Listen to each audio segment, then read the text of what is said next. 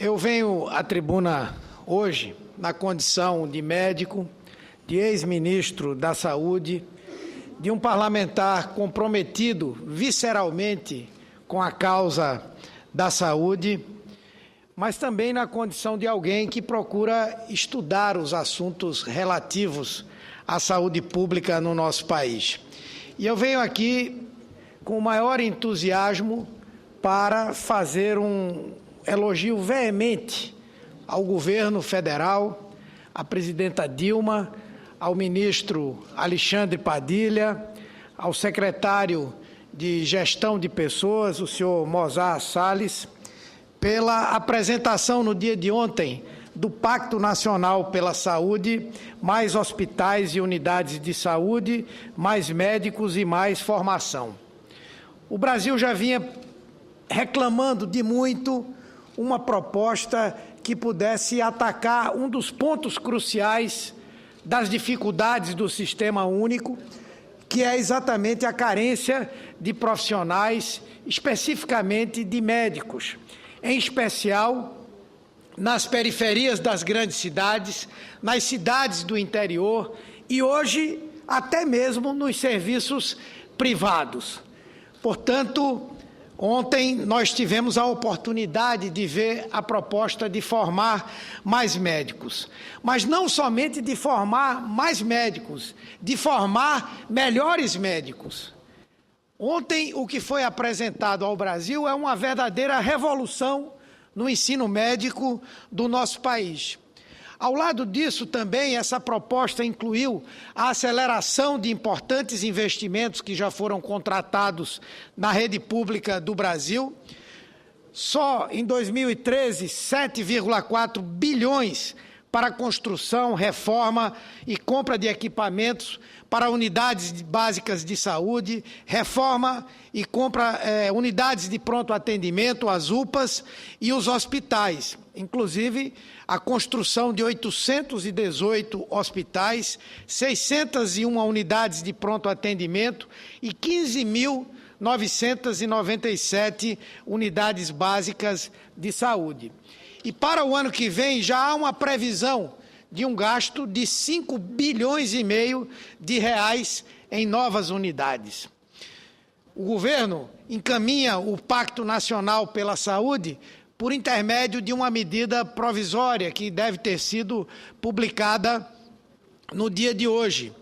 E traz como uma das grandes novidades a criação de um segundo ciclo, com a duração de 2 anos, para atuação na atenção básica e nos serviços de urgência e emergência para os médicos que forem formados a partir de 2021, ou seja, aqueles que ingressarem nas faculdades de medicina a partir de 2015 terão um curso de 6 anos e mais 2 anos com o registro provisório, trabalhando nas áreas básicas, nas áreas de atenção básica do SUS e nas urgências e emergências.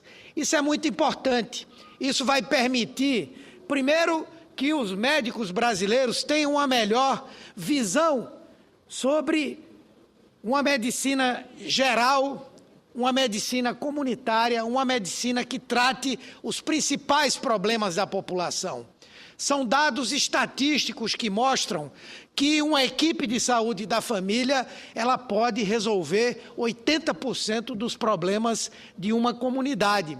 Ao mesmo tempo, isso é uma experiência altamente enriquecedora para uma profissão que deve ter como valor básico o humanismo, o respeito às pessoas, a dignidade dessas pessoas. Nós teremos uma definição do Conselho Nacional de Educação para as diretrizes desse novo período. É importante dizer que nesse período adicional, nesse segundo ciclo, esses médicos terão uma bolsa justa, paga com recursos do governo federal. Aqueles que forem alunos das escolas privadas estarão dispensados de pagar essas mensalidades e terão autorização provisória para o exercício, o exercício da medicina. Portanto, é também nesse aspecto extremamente importante, porque há uma contrapartida àquele trabalho que vai ser executado por esses novos médicos. Com essas medidas, espera-se a entrada de 18 mil médicos na atenção básica em 2021 e de 36 mil médicos por ano a partir de 2002, dos quais a metade já estarão nos prontos-socorros brasileiros. O programa ainda terá a criação de 11.447 novas vagas de graduação em medicina até 2017, distribuídas em 117 municípios. E o que é mais importante, os novos cursos de medicina, como disse o ministro Aloysio Mercadante ontem, eles não vão ser criados a partir simplesmente da oferta dos empresários ou simplesmente a partir de uma negociação no Ministério da Educação. Ao contrário, o Ministério vai indicar aonde é preciso ter faculdades de medicina e aqueles que estejam interessados vão participar de uma seleção para definir aquela proposta que tenha mais capacidade de formar um bom profissional. Essa introdução do segundo ciclo vai representar um aprimoramento da formação médica no Brasil, assegurando ao estudante de medicina uma experiência profissional mais próxima dos pacientes. Foi inspirado esse programa em países como a Inglaterra e a Suécia, onde os alunos precisam passar por um treinamento em serviço com registro provisório para depois exercer a profissão com um registro definitivo. Os Ministérios da Saúde e da Educação anunciaram também a criação de 12 mil novas vagas de residência médica, com 4 mil novos postos já disponíveis em 2014. A residência médica é exatamente aquele treinamento em serviço que permite a especialização do profissional. Com a criação dessas vagas, cada médico brasileiro terá o direito de fazer a sua residência médica. E o governo vai oferecer vagas de acordo com as necessidades do país. Hoje nós precisamos de pediatras, de ginecologistas obstetras, precisamos de psiquiatras, de neurologistas, de anestesistas. Portanto, a residência médica vai se dirigir exatamente para essas necessidades do SUS e da população brasileira. Mas, mais ainda, já que essas medidas são medidas de médio e de longo prazo, que claramente respondem às críticas que estão sendo feitas ao governo nesse momento pela implementação desse programa. Nós não estamos apresentando somente uma solução para o agora, mas principalmente para o médio e para o longo prazo. Agora, é óbvio que nós temos que ter uma solução para o agora. Hoje, no Brasil, são 700 municípios que não têm um médico residindo naquela localidade. Isso é um absurdo, isso significa a desassistência. Por isso, o governo lançou uma medida também de curto prazo. Será lançado um edital com um chamamento aos médicos brasileiros para que possam assumir postos nos municípios que serão selecionados e o governo federal, Ministério da Saúde, pagará o correspondente a R$10 mil, com garantias previdenciárias. As prefeituras garantirão habitação e alimentação para esses profissionais e, portanto, nós teremos a oportunidade de levar os médicos para onde eles hoje são necessários. A nossa expectativa é de que os médicos brasileiros adiram em massa a essa proposta, a esse programa. Porém, se essa adesão não acontecer, o Brasil também não vai ficar olhando a sua população permanecer desassistida. E aí será lançado um segundo edital permitindo que médicos brasileiros formados no exterior e médicos formados no exterior, que tenham licença para exercer a sua profissão naquele país e que na sua formação a grade curricular seja idêntica à do Brasil, para que possam vir trabalhar no nosso país. Portanto, o governo está fazendo algo de forma absolutamente responsável. Esses profissionais terão um período de aclimatação de 3 semanas, serão acompanhados definitivamente por tutorias das universidades vinculadas àquela região, e nós vamos, sem dúvida, garantir à população brasileira um atendimento realizado por médicos com uma formação de qualidade. Portanto, nós demos ontem um passo muito importante. Nós, inclusive, tomamos uma decisão importantíssima. É que esses profissionais que vêm de fora, eles não terão um registro definitivo. As entidades médicas têm cobrado que eles se submetam ao Revalida. Por que não submeter-se ao Revalida? Exatamente porque, sendo os seus diplomas revalidados, eles poderão trabalhar em qualquer região do nosso país. E aí o espírito do programa morre inteiramente, porque o espírito é de levar os médicos aonde não existem médicos.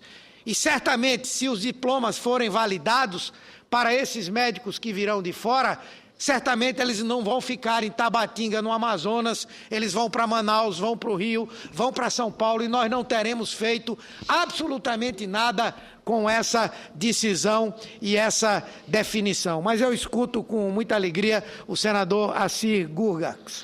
Os cumprimentos, senador Humberto Costa, pelo seu pronunciamento. E Vossa Excelência coloca um tema que eu também não estava entendendo depois da reunião que tivemos, que Vossa Excelência participou também com o ministro Alexandre Padilha, com relação ao revalida dos médicos que virão, que poderão vir para o Brasil. O entendimento é exatamente esse, é não dar a liberdade para que esses médicos venham a montar as suas clínicas particulares e fazer o atendimento particular, e aí sim competindo com os médicos brasileiros. A partir dessa reunião que eu fui entender, e eu tenho certeza que muita gente no Brasil, muitas pessoas no Brasil não estão entendendo, e é preciso que se faça esse esclarecimento. O fato de não fazer ou não tornar obrigatório ou revalida para esses médicos é uma garantia para os médicos brasileiros que eles não vão ter concorrência no dia a dia. Então, cumprimento Vossa Excelência e faço esse destaque da importância de se falar sobre isso e explicar à população como Vossa Excelência está bem fazendo. Os cumprimentos. Com certeza, eu agradeço o apar de Vossa Excelência, vem reforçar a ideia que estou defendendo aqui. Acho, inclusive, que a presidenta Dilma, ou ela ou o ministro da Saúde, deveriam ocupar uma cadeia nacional de rádio e televisão para explicar ao povo brasileiro o avanço que essa proposta representa em termos da saúde no nosso país. E aí, senhor presidente, eu creio que melhor resposta não poderia haver aos prefeitos brasileiros que estão agora em Brasília, na Marcha dos Prefeitos. Aliás, essa ideia surgiu dentro dos próprios prefeitos, numa das últimas marchas que aconteceram aqui no nosso país. E eu saúdo os prefeitos, aqui reforçando essa grande notícia. Além disso, acho que a presidenta Dilma está na prática respondendo ao clamor das ruas. Ela que foi a única governante entre vários países que tiveram amplas mobilizações de massa nos últimos tempos, a sentar-se, a ouvir os clamores e a tentar buscar soluções de curto, de médio e de longo prazo para essas inquietações. Votamos aqui a destinação dos royalties para a educação. Vamos votar em breve o Plano Nacional da Educação. A presidenta se reúne essa semana com vários governadores e prefeitos para definir a aplicação dos 50 bilhões de reais que ela vai destinar ao transporte público no nosso país. Portanto, são avanços muito importantes. Eu queria só complementar, senhor presidente, para concluir aqui a minha fala, que falta uma única coisa. que o governo precisa efetivamente discutir com o Congresso Nacional e com os outros atores da saúde. Precisamos de mais recursos para a área da saúde.